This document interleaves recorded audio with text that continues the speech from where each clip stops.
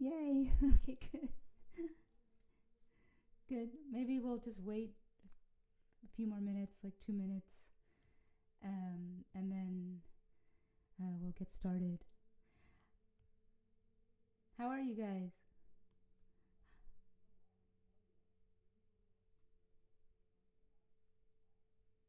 Yeah, it's good to see all of you.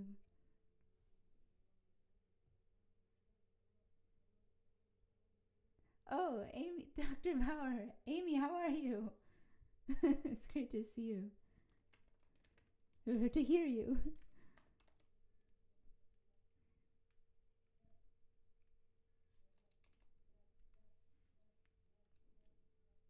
Thank you, guys. Thank you.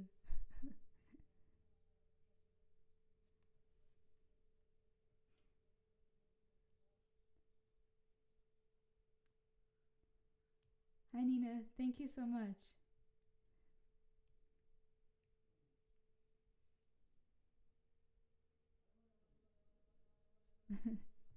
Great.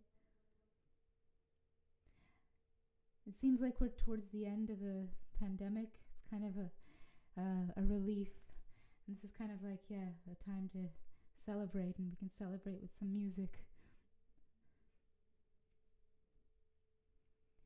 Okay, so I think, yeah, I'll get started.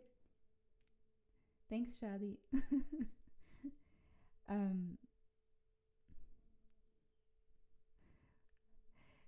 yeah, so, Chris, well, this is live, but I have to say, just to make the sound as good as possible, I just recently recorded the performance so that, yeah, the sound is optimal.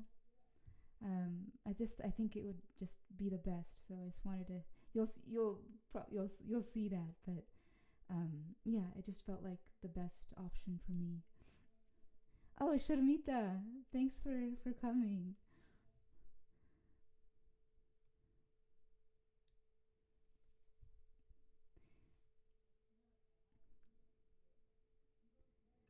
Okay, so I think I'll get started.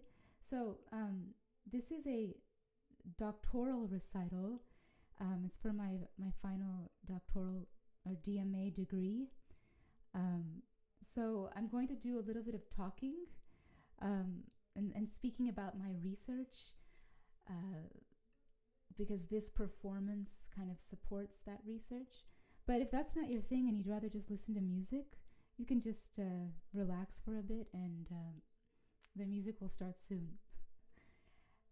Okay, so this program, I've entitled it From Je ne sais quoi to Nirvana, a journey from exoticism to interculturality. So, as my title suggests, there are 3 works on this program, and they deal with ideas centered around interculturality. Um, so, as a concept, this it has gained traction within the last decade or so, interculturality, and it's kind of hard to describe. But as a working definition, sort of, interculturality is kind of like a seamless relationship between 2 or more cultures, and so seamless that the different cultural spaces, can no longer be discerned. So, in terms of music, if a composer is seeking to synthesize various idioms, 2 or more idioms of music, he or she does so in a way that is so sophisticated that you can no longer tell what is one idiom or another. It's kind of become this intercultural entity. And that's the highest ideal of interculturality. There are various levels of interculturality. And I'll be speaking about that a little bit later on. So I said interculturality has gained some traction. Oh, you can't hear? You guys can't hear me? Nirupama? Can you guys hear me?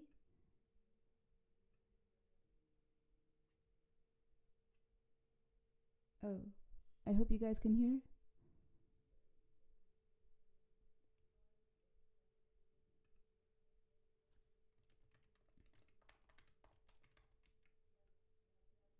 Okay. Okay. Okay, so I'll keep going. It's very soft. Okay, so maybe. How about now? Is it better?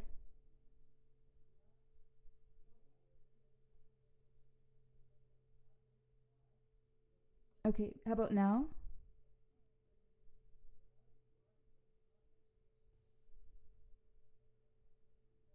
This is of the video. Okay, I think you guys can hear me pretty well. It's better. Okay. Much better. Okay. Okay. Now? Okay, great. Increase the gain on the. Okay. Yeah, Charlie, you know a lot about these things. Oh, perfect. Okay, good. Okay. So I was saying that interculturality has gained traction within the last decade or so. So what happened before? Well, for centuries, actually, Western classical composers have engaged in this practice called exoticism, which is kind of an aspect of Orientalism. A composer using exoticist practices could take sort of superficial aspects of the foreign idiom and use it to sort of spice up or renew the Western classical music. So listeners are kind of aurally destabilized, but not enough to feel uncomfortable. But of course, recently, with all that's going on, with trying to foster more equality in society, music is trying to reflect this as well. Oh, hi, Warren. So music is trying to reflect this as well. We're trying to even the playing field so that if we combine various different idioms, foreign idioms, or Western classical idioms, they're all combined in an equally robust, or synthesized in an equally robust way. So this recital, it explores different degrees of this interculturality, so different degrees of integrating a foreign idiom within the Western classical form. So I take the listener on a journey from a quintessential Western classical piece to a work by a contemporary composer, Shirish Korde, and whose work I think represents a robust synthesis between the Indian and the Western classical idioms. So the second piece I will play, so there are three pieces, but the middle piece is by Walter Kaufmann. And I know that Randy Laser, you're here, and Randy is Walter's nephew, and he's been so encouraging throughout my research, giving me little anecdotes about Walter and helping me with my writing, sort of indirectly. So I just want to give a shout out to Randy, and thank you for introducing me to your uncle's work. It's been such a pleasure. So Walter Kaufmann's work also combines Indian and Western music. So Walter Kaufmann was born to a Jewish family in Europe, and he fled World War II and traveled to India, and there he became the director of All India Music Radio. And he studied Indian music really in depth, and so this sonata is one of the products of his time in India, and I put it as the middle piece because although Kaufmann he studied music or Indian music to a very deep extent, he chose to take Indian raga as a sort of scale rather than in its fully robust form. And I think he did this because he wanted to, so it was out of a creative choice. So I see it as not taking Indian music in its full robust form and Indian classical music and integrating it with Western classical music. He's more along the Western classical line of composition, and takes what he wants of Indian music and and synthesizes it with Western classical music. So it's sort of a syncretic form rather than like a synthesis where you can no longer tell what is Indian or Western. Okay, so I just a little bit more. So Sais' Violin Sonata is actually for me. Oh, it's my pleasure, Randy. Yeah. So Violin Sonata, Sais' Violin Sonata is more than just a default sort of starting point. It's for me, Sais' idea of Frenchness with its metrical peculiarities and its obscuring of downbeats and its sort of infusions of colorful timbral flourishes, they kind of exhibit curious commonalities with Indian classical music, especially North Indian classical music. So that's why I chose to start with that piece. And then finally, for me, to explain the title a bit, from Je ne sais quoi to Nirvana. So for me, classical French and Indian classical music, they share a sort of striving towards detachment. Yet each of these musics, they approach spirituality in from sort of different perspectives. For me, quintessential Frenchness, it kind of exudes this je ne sais quoi. It's kind of this air of cool detachment. Whereas Indian music explores the spiritual in a more sort of heated and an intense way. It reaches for the otherworldly in this more passionate way, the otherworldly being Nirvana. So I hope you guys will enjoy the program. I just recently recorded the program just so the sound is as good as it can be. Let's get started.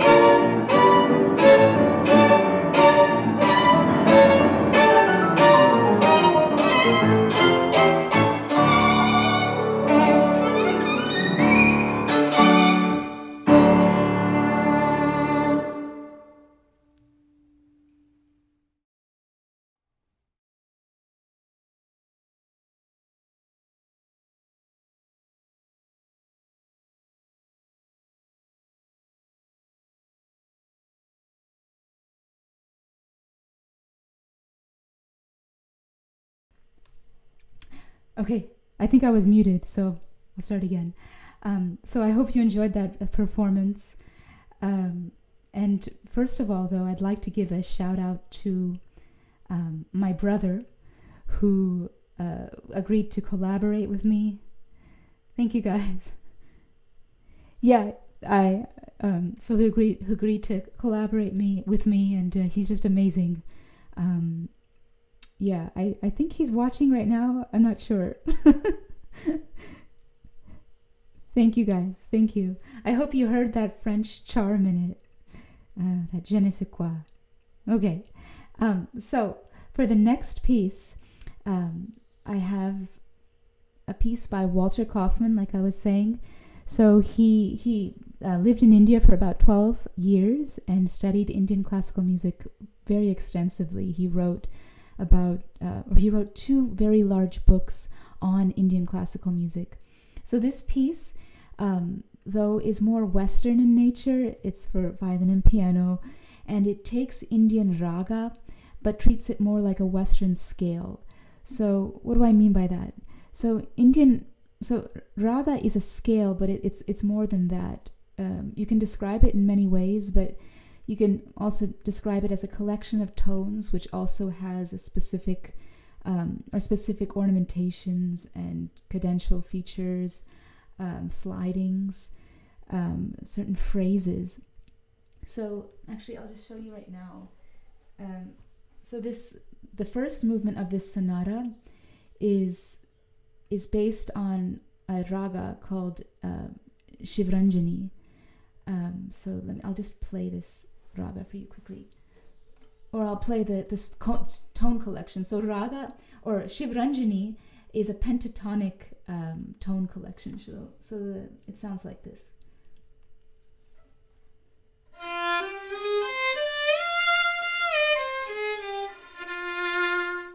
So these are the 5 notes in Shivranjani, but it also has certain characteristics and sliding. So you often hear something like this.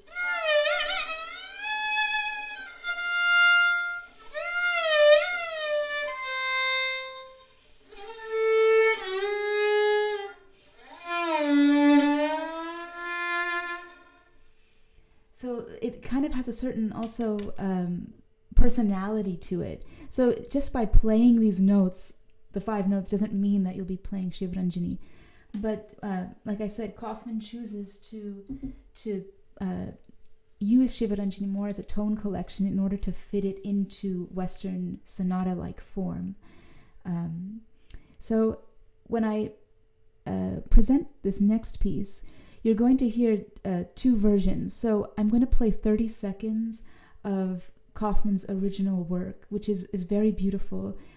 It's just exactly how he wrote it. And then after the first 30 seconds or so, I'll switch to my arrangement of the piece, which kind of fleshes out the raga, Shivranjani, a little more. Also, the second and third movements are based on a raga called Gauri, which has a very unique flavor. You'll hear it. And I flesh this out a bit more. I add an alap at the beginning of both of these, first and second movement, an alap being an initial improvisation, which is standard in Indian classical performance. So I hope you enjoy this piece. And a shout out again to Randy, Kaufmann's nephew.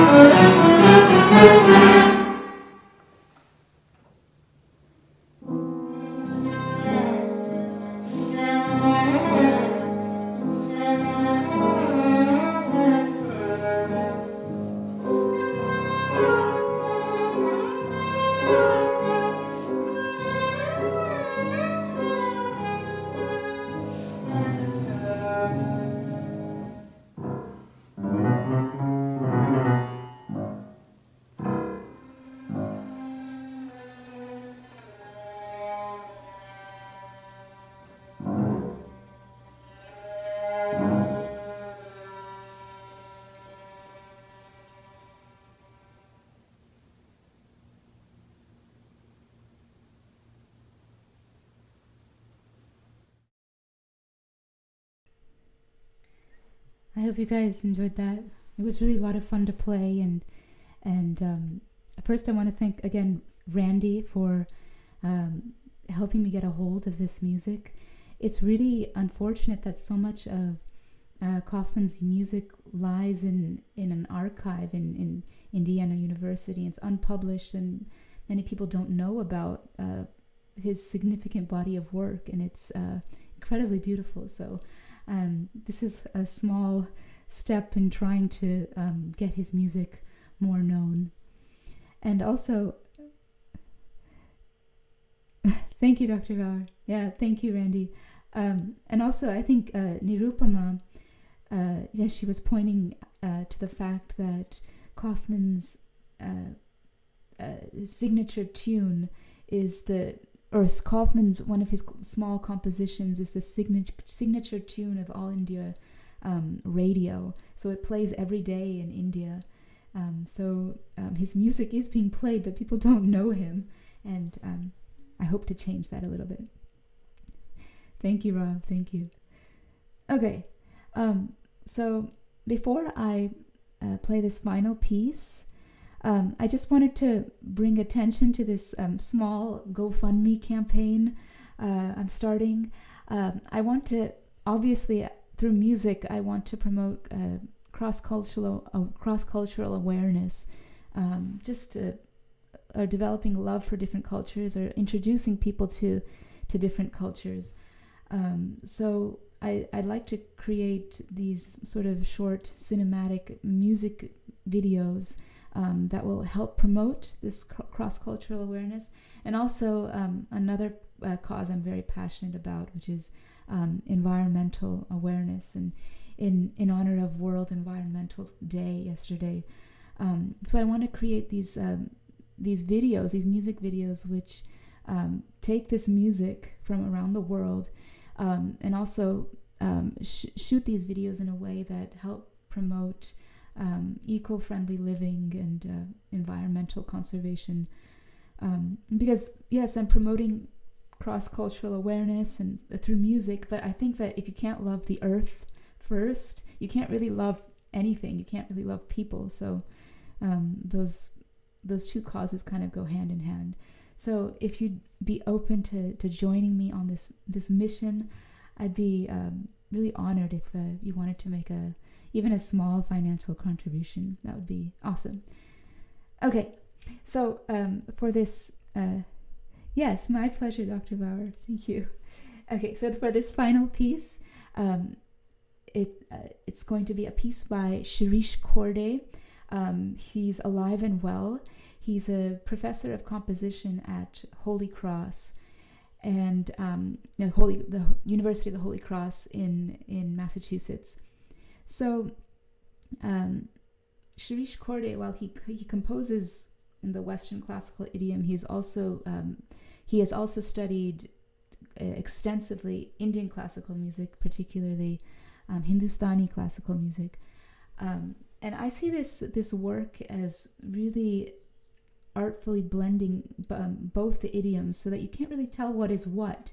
It kind of has this taste of Western spectral practices. Spectral practices meaning the exploration of timbres and different sounds and slides, different sounds that you can make on the violin. And then also Hindustani raga aesthetics. So the result is this kind of overlapping space. It's this seamless space where you can't tell what is Indian and what is Western, and kind of this ultimate interculturality going on. And also this piece is inspired by the Hindustani genre of Dhrupad. So there are 3 movements. It starts with an alap, which is like a sort of improvisation. It explores the raga. Then we go to the jor, which is a little bit faster in tempo, and then finally the jhala, which is like fireworks, where you're supposed to show off a bit. So this piece is inspired by the raga Lalit. So I'll just play the tone collection really quickly.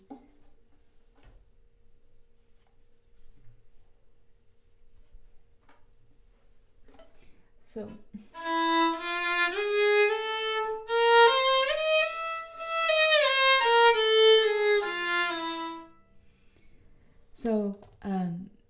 but just by playing those notes doesn't mean that you're playing Lalit. It has certain kind of it has a personality, certain characteristics. So the main overarching characteristic for me is these 2 tonal centers. So there's E and then A, and this sort of hovering around these tonal centers, it kind of creates this feeling of longing and sort of like spiritual devotion. So you'll hear a lot of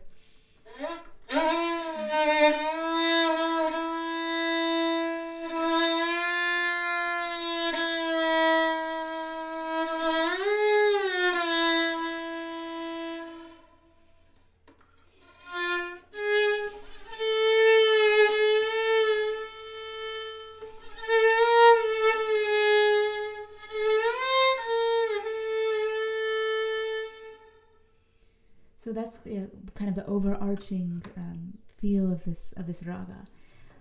So I hope that the rasa, or this emotional or spiritual essence, it comes out to you when I play this piece. Yeah, so this is Vak by Shirish Korde.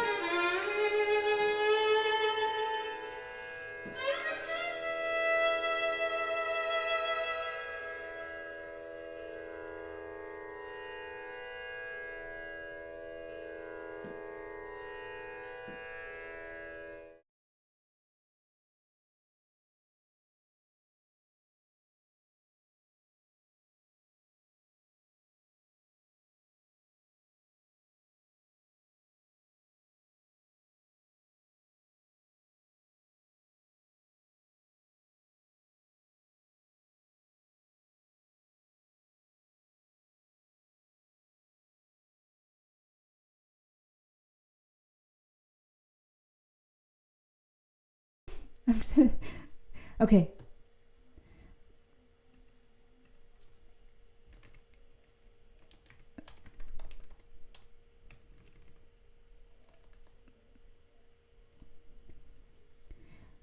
Yeah, I think I've unmuted myself. Yeah, I know. I unmuted myself. So, now I think you can. Thank you. Now I think you guys can hear me. Okay. Yeah. So I hope you enjoyed that performance. Um, I don't know if the composer is here right now or not. Shirish, it was a great piece he wrote, so I want to thank him for that.